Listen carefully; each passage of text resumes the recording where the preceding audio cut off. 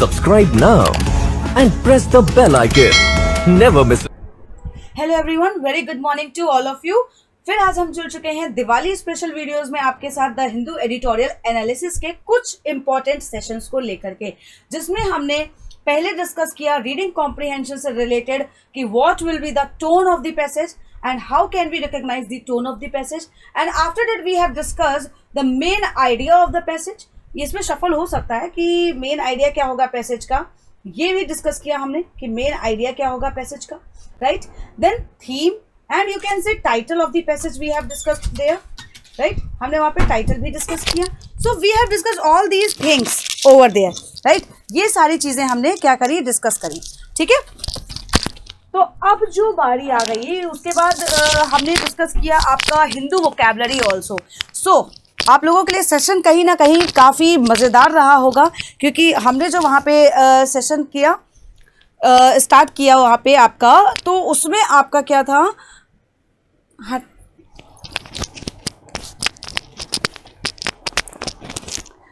So basically, we were talking about the main idea and title of the passage, and after that we have continued with the inference based question. As you have already seen the heading कि inference क्या होता है, सबसे ज़्यादा जो problem आती है हमें inference based questions को करने में, है ना।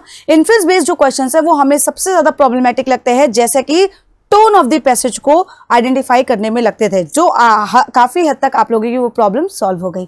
टोन ऑफ द पैसेज को कैसे रिकॉग्नाइज करना है, थीम को कैसे रिकॉग्नाइज करना है, उसके सारे पॉइंट्स हमने डिस्कस किए थे लास्ट क्लासेस में। नेक्स्ट आज हम डिस्कस करने वाले हैं इन्फ्रेंस बेस्ड क्वेश्चंस, लेकिन बिफोर दैट हमें ये जानना बहुत ज़रूरी है कि इन्फ्रेंस बेस्ड क्वेश्चंस को सॉल्व कैसे करना है, what can be the tips और what are the things to be remember for solving the inference based questions. तो बढ़े आगे, रेडी हैं आप सभी?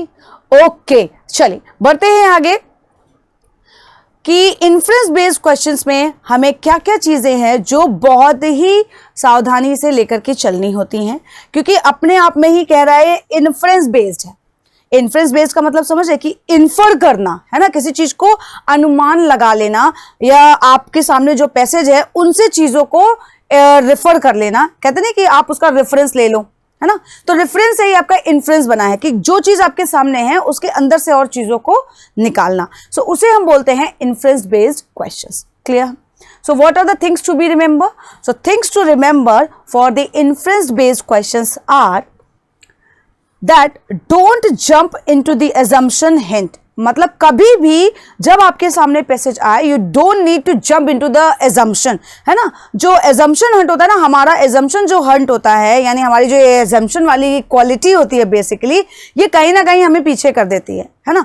और ये एजम्पशन से हम कुछ पर्टिकुलर चीज़ें नहीं कर पाते हैं, क्योंकि उसमें हम अपना थॉट लेकर के आ जाते हैं, right. So these questions usually don't carry much in the way of glaring assumptions. मतलब जो डैजलिंग एजम्पशंस होते हैं ये हमारे लिए कहीं ना कहीं बहुत ज़्यादा दिक्कतें पैदा कर देते हैं। इससे बेटर है कि हमें इसमें ज़्यादा फंसना नहीं है, ठीक है। सीधे सीधे सिंपल चीज़ें लोगों को लेकर के चलना है। Instead these questions generally test your ability to derive a conclusion from stated premises. Basically ये क्या डिराइव करते हैं, आपको पता है जैसे आपके घर की कोई सिचुएशन है, कोई बात कुछ पास्ट की रही होगी, फिर प्रेजेंट में रही होगी, और फ्यूचर में उसके क्या कॉन्सिक्वेंसेज होंगे। तो जब आप किसी बात को जानते हो, समझते हो, तभी तो आप उनका कंक्लूजन निकालते हो।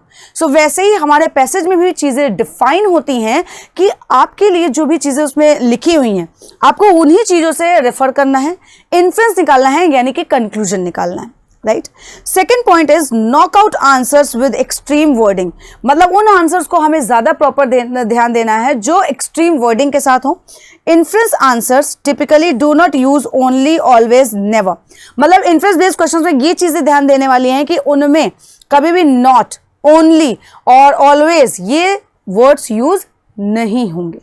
तो आपको जब उसके जो ऑप्शंस दिए होते हैं, जैसे क्वेश्चन पूछा गया व्हाट कैन बी इन्फर्ड, ठीक है, व्हाट कैन बी इन्फर्ड। सो आपको जब आंसर करना होगा ना, सो आप ये चीजें नोट करोगे कि जो आपका ओनली है, ऑलवेज है, नेवर है, बेस्ट है, या कोई भी ऐसा स्ट्रॉन्ग वर्ड जो एक विगल रूम जैसा नहीं हमारे लिए छोड़ देता है, तो वैसे वर्ड्स वहां पे मेंशन नहीं होने चाहिए।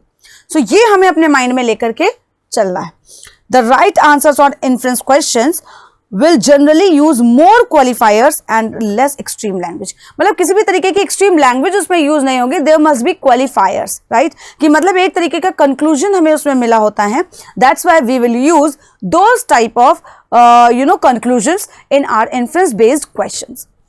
After that, third point is, now third point जो इसमें है, that is try to fully understand what the passage's point is.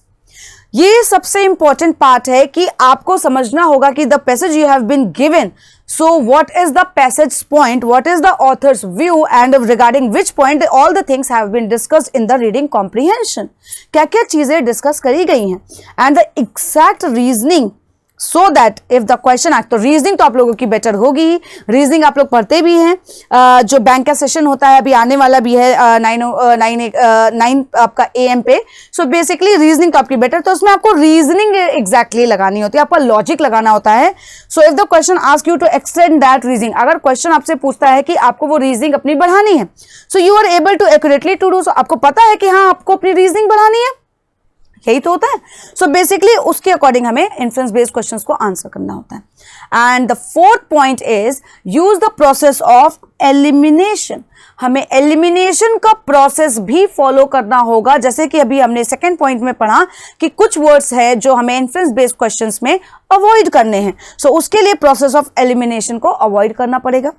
Inference questions typically have 2 or 3 good answers. Basically जो इन्फ्रेंस बेस्ड क्वेश्चंस होते हैं उनके 2 or 3 गुड आंसर्स होते हैं. The best way to tackle these questions is to gradually eliminate the possible answers.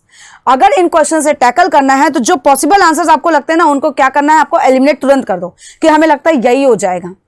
अपने लगने से, अपने एजम्पशन से आंसर्स मार्क नहीं करने हैं, उसी जगह आपका ऑप्शन रॉन्ग हो जाएगा. तभी हम कहते हैं ना कि हमने तो सब सही सॉल्व किया था, क्यों गलत हो गया. So basically the thing is until you have 1 or 2, then choose the last one by scope, right? So आपको इस तरीके से इन 4 points को follow करना है ना. These are the things to remember from which you can just easily solve the inference based questions. When you will get the questions, आप easily उनको solve कर पाएंगे, correct? So moving further with the passage and with the questions, let's try it here only. So are you all ready? ये questions को यहीं पर solve करने के लिए, if you all are ready, then continue with the passage. So basically now here is the question. Now you have the answer the question that is based on the information given in the passage, correct? चलिए, so ये रहा passage आप लोगों के सामने कि the need for knowledge, I think is visible to you all. So the need for knowledge, I will explain you this also, right? First or second passage I will explain you, and after that you have to guess, and then you have to give the answer that what you can infer from this paragraph, right? Now you have to infer everything from this paragraph. So basically the need for knowledge of the constitution and functions, मतलब जो constitution और functions की जो knowledge है, उसकी जो need है, उसकी जो जरूरत है, in the concrete of human nature is great. जो human nature है वो कहीं ना कहीं उसकी need है जो knowledge की, that is great, just because the teacher's attitude to subject matter is so different. क्योंकि जो teachers subject matter expert होते हैं, जो teacher का attitude होता है regarding subject matter is so different from that of the pupil. जो बच्चे होते हैं ना, parents का जो एक gist होता है, जो parents का approach होता है, that is different from the pupil, right? The teacher presents in actuality what the pupil represents only in pose. So pupil क्या करते हैं, जो practically होता है, जो चीज अभी हो रही है, दिख रही है, वही चीज फाइनल है. एंड पेरेंट्स क्या करते हैं, फ्यूचर इवेंट्स को भी सोच के करते हैं. Then further it has been describe that is the teacher already knows the things which the student is only learning. Means the student जो learn कर रहे हैं, टीचर क्या उतना ही सिर्फ जानते हैं. Hence the problem of the two is radically unlike. दोनों की प्रॉब्लम जो है कहीं ना कहीं डिफर करती है, वेरी करती है. When engaged in the direct act of teaching, जब आप डायरेक्टली टीचिंग में engage हो जाते हैं, the instructor needs to have subject matter at his fingers end. मतलब जैसे मान लो if I am the teacher, I am teaching you the editorial session, right? So I have that much knowledge so that I can just do it in a finger endings. मतलब उंगलियों में मैं गिन सकूं उस चीज को कि उतनी नॉलेज हो जो मैं आपको डिलीवर करने वाली हूँ, right? So basically his attention should be upon the attitude and response to the people. मतलब जो टीचर्स का अटेंशन होना चाहिए that would be जैसे हम आपका रिस्पॉन्स देते हैं, आपकी तरफ अटेंशन देते हैं कि आप क्या रिस्पॉन्स कर रहे हैं, क्या अटेंशन दे रहे हैं, तो वो चीजें हैं यहाँ पे. So basically to understand the letter in its interplay with subject matter is his task. मतलब उनका क्या टास्क होता है कि to respond to the pupil and attitude पे उनका फोकस होना चाहिए. While the pupil's mind naturally should be not on itself but on the topic in hand. मतलब जो टॉपिक है उसके बारे में डिस्कशन होना चाहिए. Or to state the same point in a somewhat different manner means एक ही पॉइंट हो. जैसे कई बार क्या होता है हम डिफरेंट तरीके से आपको समझाते हैं ना. जैसे vocabulary we use to study, what we use to do. हम क्या करते हैं, एक ही वोकैबुलरी के 4-3 वर्ड्स बोल देते हैं, इंग्लिश में भी, हिंदी में भी. सो हम आपको अलग अलग मैनर्स में एक ही चीज को कन्वे करते हैं. The teacher should be occupied not with the subject matter. मतलब टीचर को सिर्फ ना कि सिर्फ सब्जेक्ट मैटर से होना चाहिए aware, but its interaction with the pupils present needs and capacities. लेकिन जो इंटरेक्शन है, ऐसा नहीं कि हम बस आए और आपको पढ़ा के चले गए. ऐसा होता है क्या? नहीं ना. I used to see your comments, I used to respond it, right? Basically कभी कदार ऐसा होता है कि एक अपनी सी फीलिंग आने लगती है ना कि आप हमारे साथ जुड़े हैं इतने दिनों से, सो हम आपको जो चीजें भी समझाएं वो बेटर हो, right? So hence simple scholarship is not enough. इसलिए सिंपल स्कॉलरशिप जो होगी वो पर्याप्त नहीं है. आगे बोला गया, इतना समझ में आया सबको जस्ट कि टीचर की क्वालिटीज और जो ह्यूमन नेचर है उसमें क्या डिफरेंस है, ये चीजें यहां तक डिस्कस की गई. ओके, आगे बढ़ते हैं. आगे इसमें बोला गया कि what can be inferred from the paragraph. अब इस पैराग्राफ ने से आपने क्या इन्फर किया. सो बेसिकली अगर देखा जाए तो simple scholarship is lopsided in its focus. मतलब क्या सिंपल स्कॉलरशिप को लॉपसाइडेड कर दिया गया है या उनका फोकस बिगाड़ दिया गया है. और simple scholarship might overlook the subject matter and focus purely on the student. क्या सिंपल स्कॉलरशिप क्या है जो सब्जेक्ट मैटर को खाली ओवरलुक करे और प्योरली स्टूडेंट पे फोकस करे. तो ये तो यहां से एकदम इररेलेवेंट हो जाता है point. This point becomes irrelevant on that part, क्योंकि ऐसा कुछ नहीं है कि सिर्फ फोकस करे स्टूडेंट पे और सब्जेक्ट पे बिल्कुल फोकस ना करे. यहां पे बात ये बोली गई थी कि सब्जेक्ट पे तो फोकस करे but as well as pupil को रिस्पॉन्स भी देना है और उनको अटेंशन भी देनी है, राइट? तो सेकेंड पॉइंट तो यहीं से हट गया. Then simple scholarship with a narrow focus might not place enough emphasis on the students needs.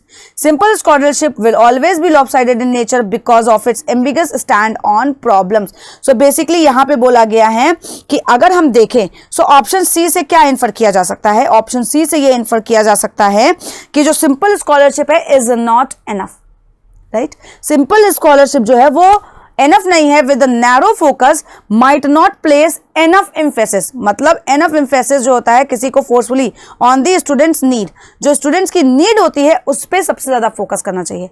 और यहाँ पे फाइनली बोल दिया कि simple scholarship is lopsided in its focus. तो इस पैसेज में ऐसा कुछ भी ऐसा नहीं बोला गया कि सिंपल स्कॉलरशिप को लोपसाइड करके उस पर फोकस, उसके फोकस को हटा देना चाहिए. फोर्थली बोला गया यहाँ पे कि the simple scholarship will always be lopsided in nature. अब यहाँ पे ऑलवेज बोल दिया गया. सो ये भी कहीं ना कहीं इससे इन्फर आप नहीं कर पा रहे. सो बेसिकली इन्फ्रेंस का मतलब ये होता है जो एग्जैक्टली वहां कहा गया उसी को हमने अपनी लैंग्वेज में कन्वर्ट कर दिया. So the answer will be option number 3. This is the answer, correct.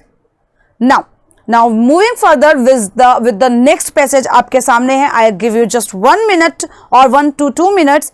Now just read this passage and try to infer what has been said in the passage or paragraph. So here's the passage for you all. Is it visible to you? Okay. Now see it कि what has been conveyed in the passage. क्या convey किया गया है देखिए. यहां पे एक medical से रिलेटेड टर्म यूज किया गया है. So basically what has been inferred, right? क्या इन्फर हुआ है यहां पे?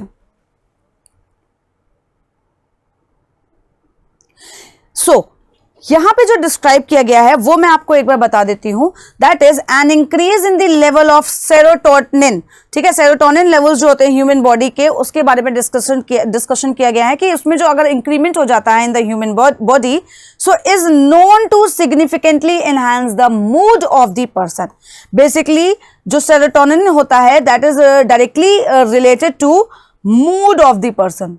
ठीक है, मूड ऑफ द पर्सन से रिलेटेड हो जाता है, right. And in some cases help people overcome depression. और कुछ केसेस में ऐसा होता है जो डिप्रेशन होता है जिन लोगों को, वो उससे ओवरकम हो जाते हैं, उससे बाहर निकल आते हैं। Serotonin taken orally does not pass into the pathways of the central nervous system. So उसके जो इफेक्ट्स हैं अब सेरोटोनिन के, वो यहाँ पे डिस्क्राइब हो रहे हैं, because it does not cross the blood brain barrier. However, tryptophan and its metabolite 5-hydroxy tryptophan from which serotonin is synthesized. मतलब ये जो टर्म्स हैं बेसिकली साइंटिफिक टर्म्स हैं, इनसे जो सिंक्रोनाइजेशन बैठना चाहिए वो चीजों के बारे में बात कर रहे हैं। And does cross the blood brain barrier, जो ब्लड ब्रेन बैरियर होता है ना, उससे कहीं ना कहीं क्रॉस कर जाते हैं। So these agents are available as dietary supplements and may be affected serotonergic agents. Basically serotonergic agents जो होते हैं उनको ये पहुंचाता है। तो पैसेज बेसिकली साइंटिफिक बेस्ड है, जैसा कि आपको मैंने बताया कि इन्फ्रेंस बेस्ड क्वेश्चंस भी आपके रीडिंग कॉम्प्रिहेंशन यानी कि पैराग्राफ जो होता है वो साइंस से रिलेटेड भी आ सकता है। ठीक है, जो कि आर्टिकल्स में हम डेली डिस्कस भी करते हैं। इस बीच अभी हमने आर्टिकल्स को ना लेकर के इन क्वेश्चंस को कराया, जो कि आपके लिए काफी ज्यादा बेनिफिशियल होने वाले हैं। So moving with the question part कि which of the following can be correctly inferred from the statements above. जो स्टेटमेंट्स दी गई हैं, ये जो पैराग्राफ दिया गया है, इसमें से क्या चीज करेक्टली इन्फर की जा सकती है? And the options are here. First option is individuals who do not consume enough tryptophan can develop depressive tendencies. Next, individuals who consume tryptophan can metabolize enough serotonin and do not run the risk of depression. Third, consumption of serotonin laced foods can help cure depression in some cases. And fourth option, tryptophan is an effective agent that can help cure depression in some cases. So you all have been given 4 options. Now you have to select what can be correctly inferred from the passage. मैंने 5th option इसलिए नहीं रखा क्योंकि 5th option होगा भी तो that will be none of these. So you can add this. आप इसको ऐड कर सकते हैं। ठीक है, so चलिए आंसर करिए इसमें क्या होगा कि किस चीज पे सबसे ज्यादा यहां पे फोकस किया गया है, क्या चीजें बोली गई है। मेरे हिसाब से अगर मैं आप लोगों को इन्फर करके बताऊं, अभी मैंने आंसर नहीं देखा है, तो सेरोटोनिन इज अ लेवल जिसके लिए जो बॉडी में उससे जो रिलीफ हमें मिलने वाला है उसके लिए बात करी गई यहाँ पे। फिर उससे कुछ रिलेटेड चीजें बताई गई, उसके कुछ सिम्टम्स बताए गए, फिर उसका जो कह सकते हैं कि जो क्योर है वो बताया गया। तो बेसिकली अगर देखें कि इंडिविजुअल्स यहाँ पे बोला गया कि who do not consume tryptophan, मतलब यहाँ पे बोला गया जो ट्रिप्टोफैन कंज्यूम नहीं करते हैं they can develop depressive tendencies. तो ऐसा एग्जैक्टली यहाँ पे नहीं लिखा हुआ है कि ट्रिप्टोफैन अगर ना लिया जाए तो वो डिप्रेसिव टेंडेंसीज को फॉलो करने लगेंगे, मतलब वो डिप्रेशन में ही रहेंगे। तो ऐसा एग्जैक्टली तो कंक्लूड यहाँ पे नहीं हो रहा। Next, individuals who consume tryptophan can metabolize enough serotonin and do not run the risk of depression. So basically second point यहाँ पे इतना ज्यादा चीजें यहाँ पे मेंशन ही नहीं की गई, ये पैरा से बाहर चले गई, तो ये आउट ऑफ द पैसेज है, तो सेकेंड भी कैंसिल हो गया। Next, consumption of serotonin laced foods can help cure depression in some cases.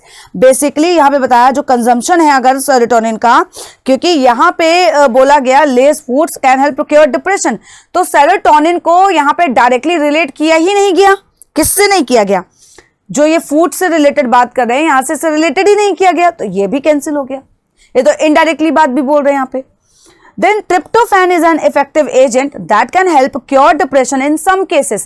Basically ये बात यहाँ पे बोली गई कि these agents are available as dietary supplements and may be effective serotonergic agents. तो इस बात से हमें ये इन्फर कर पा रहे हैं कि ट्रिप्टोफैन कहीं ना कहीं एक इफेक्टिव एजेंट है that can help, किसमें हेल्प कर सकता है? क्योर डिप्रेशन, डिप्रेशन को हेल्प करने में। करेक्ट, क्लियर है सभी को? सो अब आप सभी को समझ में आ गया होगा कि कौन सा हमारा आंसर इन्फर करेक्ट होगा, दैट इज ऑप्शन नंबर 4। समझ में आ रहा है? Are you getting all the points की क्या चीजें यहां पे डिस्कस होगी? बहुत छोटा सा पैराग्राफ लेने का मोटिव ही यही था कि इसी में से पहले इन्फर करना सीखिए, क्योंकि बड़ा पैसेज का कोई मतलब नहीं है। बड़े पैसेज में से भी अगर आपको इन्फ्रेंस पूछेगा ना तो होल पैसेज से नहीं पूछेगा, ठीक है? मोस्टली जो क्वेश्चंस पूछे जाते हैं वो पैरा 1, 2, 3, 4, ये आपको बस इन्फर करना होता है, राइट? क्लियर हुआ सभी को? एवरीबॉडी, चलिए अब this is will be the last question. बहुत अच्छे से पैराग्राफ को पढ़ना, बहुत ही अच्छा पैराग्राफ है। इससे रिलेटेड क्वेश्चन आपके एग्जाम में ऑलरेडी पूछा जा चुका है और इससे रिलेटेड आर्टिकल आपके एग्जाम में आ भी चुका है। So here is the next paragraph on your screen. Read this first. You all have 1 minute, आपको रीड करना है on your own and after that I will scheme it. मैं फिर इसकी स्किमिंग करके बताऊंगी। समझ में आ रहा है? बहुत ही इजी है, बहुत ही इजी है। So easily you can infer.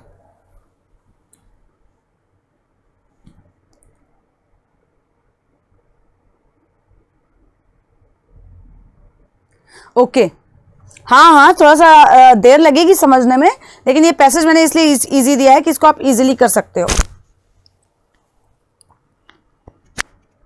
चलिए पढ़ते हैं। During our college days there was a common teaser we use to discuss. मतलब एक टीजर होता था कॉलेज डेज में, तो यानी ऑथर यहाँ पे कहीं ना कहीं अपनी स्टोरी बता रहा है। जो डिस्कस करते थे वो क्या था कि what is there that comes in our life, मतलब वो क्या है जो हमारी लाइफ में आता है एंड नेवर गोज बैक, और कभी नहीं पीछे हटता है। And what is that which goes, और ऐसा क्या है जो जाता है और कभी लौट कर वापस नहीं आता। आपस में ऐसा कुछ डिस्कशन कर रहे हैं। The answer was known to almost everybody. हालांकि आंसर जो है वो ऑलमोस्ट सभी को पता था, but still someone will raise his or her hand and answer the riddle as if the answer was known to him her only. मतलब still फिर भी कोई ना कोई एक हाथ अपना उठाता था और बोलता कि हाँ शायद उसी को सिर्फ आंसर आता है, बाकी किसी को नहीं आता। And the answer was it's old age that comes and never goes back. Old age exactly ऐसी चीज है जब हमारा बुढ़ापा आ जाता है तो दोबारा से हम अपने यंग एज में वापस नहीं जा पाते। And it's the innocent childhood that goes and never comes back. और चाइल्डहुड ऐसा है जो आ तो जाता है लेकिन वापस नहीं जाता। सो बट दिस रिडल, मतलब ये जो पजल है, got lost somewhere in the struggle of life. और ये पजल कहीं ना कहीं हमारे जो जीवन के स्ट्रगल है, हमारी लाइफ के जो स्ट्रगल है उनमें खो गई है। The struggle for bread and butter, अब जैसे कहते हैं जो रोजी रोटी के लिए जो स्ट्रगल चल रही है, is so cruel that the age and innocence of childhood have no meaning. मतलब जो रोजी रोटी की ये जो जद्दोजहद चल रही है लाइफ में, किसी को एक समय की रोटी भी नसीब नहीं हो रही है ना। तो वही चीज बताई कि जो इनोसेंस है चाइल्डहुड की, they have been become they become beggars even, so उस रोटी के लिए ही। but still there are imprudent men who laugh at the time, जो फिर भी ऐसे बहुत सारे क्रूअल लोग पड़े हुए हैं जो उन पर हंसते हैं। we will never allow the child within us taken away by the kidnappers of time, हम कभी भी ऐसा अलाउ नहीं करेंगे कि बच्चों को किडनैप कर लिया जाए। and such people always enjoy the company of that child within, और जबकि वैसे ही लोग उन बच्चों की कंपनी ज्यादा एंजॉय करते हैं। होता है कि नहीं होता है ना। आगे बोला गया इसमें थोड़ा सा और है, ठीक है, इसको देख लीजिए कि इसमें क्या कहा गया कि we use to get surprised at his child like act and would ask him repeatedly. So basically जो चाइल्ड लाइक एक्ट होता है उसमें हम कहीं ना कहीं सरप्राइज हो जाते हैं, चौंक जाते हैं। And would ask him repeatedly, और बार बार उनसे पूछते हैं टू कम बैक, क्या वो वापस आएंगे। Inside else he would catch cold and fever, वो क्या उनको हो जाएगा, कोल्ड और फीवर पकड़ लेगा। But he would always say, लेकिन वो हमेशा क्या कहेंगे, बेटा मेरा अंदर का जो बच्चा है वो मुझे कहता है मैं अभी मरा नहीं हूं। हमारे पेरेंट्स ऐसा लगता है कि मेरे अंदर कहते हैं कि बीइंग चाइल्डिश इज गुड। हमेशा अपना जो चाइल्डिश है ना, जो चाइल्डिश एक बिहेवियर है ना, वो नहीं खोना चाहिए, लेकिन ओवर नहीं होना चाहिए। चलो बारिश में नहाते हैं और I can not stop my feet to stay within the 4 walls. मतलब जब वो हमसे ऐसा कहे तो हम बाहर, मैं रुक नहीं पाया, अपने आप को रोक नहीं पाया और उन 4 वॉल से बाहर आ गया। Right. Nature has given us so many gifts to enjoy and rain is one of them. Nature ने हमें बहुत अच्छे गिफ्ट दिए हैं और जिसमें से बारिश क्या है, एक ऐसा है गिफ्ट जो हम इग्नोर नहीं कर सकते. Falling prey to the tiring day to day life, जो हमारी डे टू डे लाइफ को है उसको हम एंजॉय कर सकते हैं. तो basically now you have got an idea कि this passage is totally based on author's story, right? And he is discussing about his childhood or others' childhood, and he is talking about the struggle we are facing in this life, and we have just आगे हम बढ़ गए हैं अपनी struggling life को छोड़ करके, है ना. तो ये सारी चीजें यहाँ पे डिस्कस हुई हैं. So now what you can infer out of the passage, क्या आप इन्फर कर पाते हैं? Here are the options. that there is a child within all of us with whom one should not lose the contact in order to enjoy the life of the fullest. मतलब हर किसी के अंदर एक ऐसा बच्चा है जिसको कभी भी खोना नहीं चाहिए in order to enjoy the life of the fullest. Next, one should behave in a childish manner, और हर एक को childish manner में behave करना चाहिए to overcome stress in life, stress से बाहर आने के लिए. नेक्स्ट बोला गया rain is the only natural bestowal that lets you enjoy the bliss and charm of life. बोला गया कि बारिश एक लौता ऐसा हमारे लिए कह सकते हैं वरदान है, बेस्टोवल इज वरदान, that lets you enjoy the bliss and charm of life, जो हम अपनी चार्म ऑफ लाइफ को एंजॉय कर सकते हैं. And the struggle for livelihood is becoming so cruel by the day, मतलब जो हमारी ये रोजी रोटी के लिए जो स्ट्रगल हम कर रहे हैं, one tends to lose one's personal time, मतलब हम पर्सनल टाइम किसी को नहीं दे पा रहे, अपनी फैमिली को टाइम नहीं दे पा रहे हैं. So what do you infer? एक बार आप लोग आंसर करिए, then I will make you answer कि क्या आंसर होगा. पैसेज बहुत इजी था, बिल्कुल टफ नहीं था. So what will be the answer? मुझे जो समझ में आ रहा है, कई लोग यहां पे अपना अजम्पशन लगा करके ऑप्शन नंबर 3 भी कर सकते हैं, क्योंकि लास्ट में ये बोला गया कि रेन से रिलेटेड है, बारिश एक ऐसा हमारे लिए वरदान है. बट यहां पे ओनली लिख दिया गया कि only natural bestowal, that's is why ये नहीं होगा. तो थर्ड तो पहले एलिमिनेट कर दिया. हमने कहा ना कि इसका जो फर्स्ट एंड फॉरमोस्ट होना चाहिए, एलिमिनेट करना सीखो, तो ऑप्शन अपने आप से कम बचेंगे. देन बोला गया जो ये जीवन की जद्दोजहद है, रोजी रोटी है, that becoming so cruel day by day that one tends to lose one the personal time, वो अपना पर्सनल टाइम नहीं दे पा रहे. तो यहाँ पे बेसिकली पर्सनल टाइम को मेंशन नहीं किया गया, तो ये थोड़ा बाहर का हो गया, दैट इज एक्सप्लिसिटली एक्सप्लिसिट है ये, तो ये इससे रिलेटेड थोड़ा नहीं है, एक अपना assumption है. One should behave in a childish manner to overcome stress in life. All the time you cannot behave in childish manner. Her time आप बच्चेपना नहीं बंद कर सकते. अब आप मान लीजिए अपने ऑफिस में बैठे हैं, तो क्या आप अपने उस childish behavior में रहेंगे? You must be professional, right? Next, first point is there is a child within all of us with whom one should not lose the contact. तो यहाँ पे जो gist है that is कि हमारे अंदर एक बचपना जिंदा रहना चाहिए, हमें उसे खोना नहीं चाहिए to enjoy the life to the fullest, एकदम पूरी तरीके से. Correct. So you have got the answer that what you have infer, हमें ये इन्फ्लुएंस मिला. That was the easy passage. और सेशंस में जब कल एडिटोरियल का सेशन हम लेकर के आएंगे, सो उस एडिटोरियल के सेशन में हम और ऐसे कुछ ग्रामर और लर्निंग कॉर्नर लेकर के आएंगे. So don't forget to join me at 7:30 AM for the Hindu editorial analysis, जिसमें हम डेली नया आर्टिकल आपका डिस्कस करते हैं. And after that we use to discuss about some grammatical portion also. Till then, thank you. Subscribe now and press the bell icon. Never